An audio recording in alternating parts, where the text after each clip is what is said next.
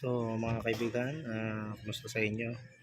Ang gagawin natin ngayon, tatanggalin natin yung catalytic nitong tambutso. So samahan nyo ako para makita nyo kung paano yung technique sa pagtanggal ng catalytic ng canister ng Raider 150. Tara!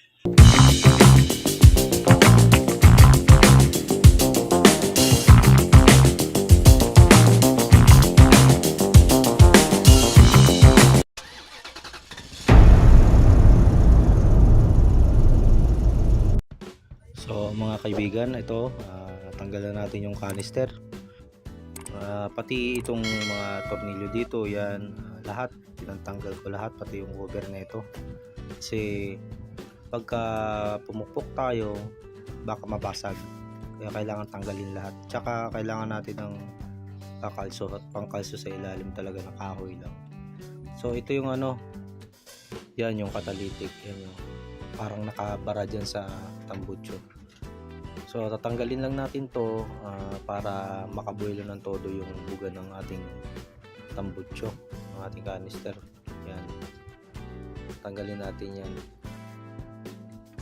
So ang kailangan lang natin yung meron tayong matutungtungan na kahoy para hindi mayupi yung natin yung uso ng tambutso natin. So ang kailangan natin munang gawin ay kuha tayo ng martilyo tsaka pako, kasi kailangan natin ito pako na ito na ipopokpok natin sa pinakagitna niya. Kasi itong catalytic na to, once na natanggal na natin yan, nahuhulog sa loob yan eh. Pag nahulog sa loob yan, mahirap nang dukutin yan, kaya problema ito pag nangyari yan. Kaya ang gagawin natin dyan, pupukpukan natin ng pako, tapos lalagyan natin ng tali para kung sakaling mahulog siya sa loob, mahuhugot pa natin siya. Dahil pag nahulog sa loob to tapos walang pako, walang ganito, yari na, kasi hindi na madudukot yan sa loob talaga. Kaya kailangan meron tayong panghugot sa kanya. Okay, so yan, gagawin natin dyan, kailangan natin flat screw tsaka martilyo. Sisinsilin natin yung mga gilid-gilid niya, paikot yan hanggang makuha natin yung pinakailalim, na masinsil natin yung pinakailalim niya. Baga susungkitin natin siya, pukpukin sa gilid para matanggal yung kapit niya, paikot. Okay, game.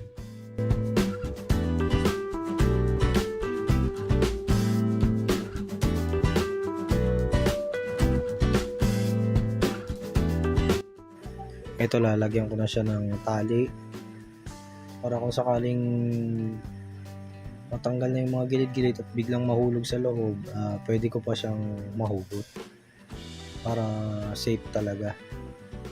Kasi pag hindi natin nilagyan ng tali at nahulog sa pinakaloob, wala na, hindi na natin ito mahugot, maiiwan na lang sa loob yung catalytic.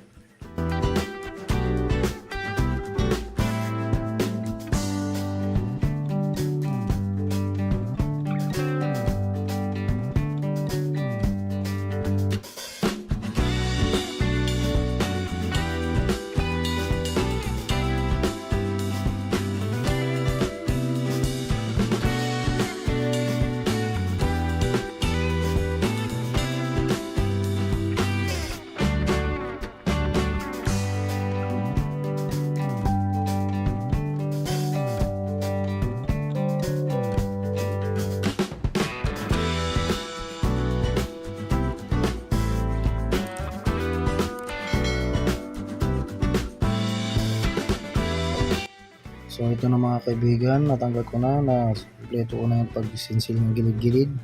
Ito siya, yan ang catalytic, ang kapal, no? Yan siya, yan ang nakakabara dun sa buwelo ng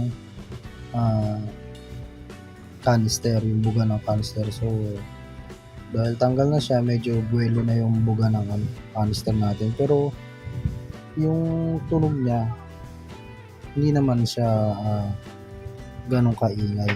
Ganon pa rin tulong niya, pero medyo parang ganda-ganda yung tunog niya, medyo buo.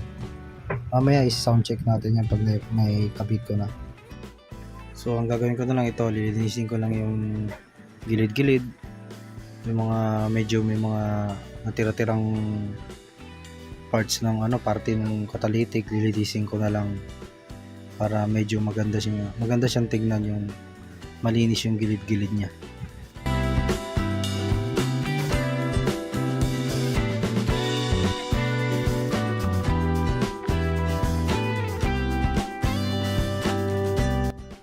So ito mga kaibigan, ayun na siya. Malinis na yung mga gilid-gilid, wala na yung mga tira-tirang parte ng catalytic. Tanggal ko na rin. So ang gagawin ko na lang dyan sunod ay tataktak ko na lang siya para lumabas yung mga tira-tirang mga dumi, yung mga natanggal na parte ng catalytic doon sa loob. Mga kaibigan, tataktak ko na para matanggal yung mga dumi, mga takaskas na parte ng tsaka yung mga dumi rin, maalis na rin, matanggal na rin siya sa loob.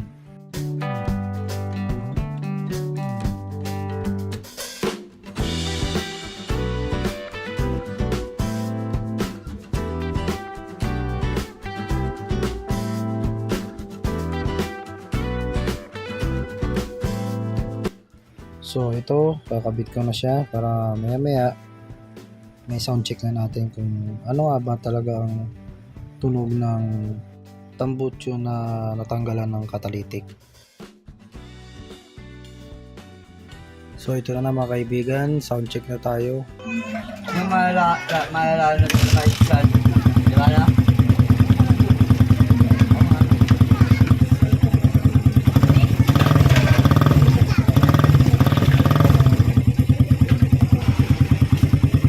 Sound check.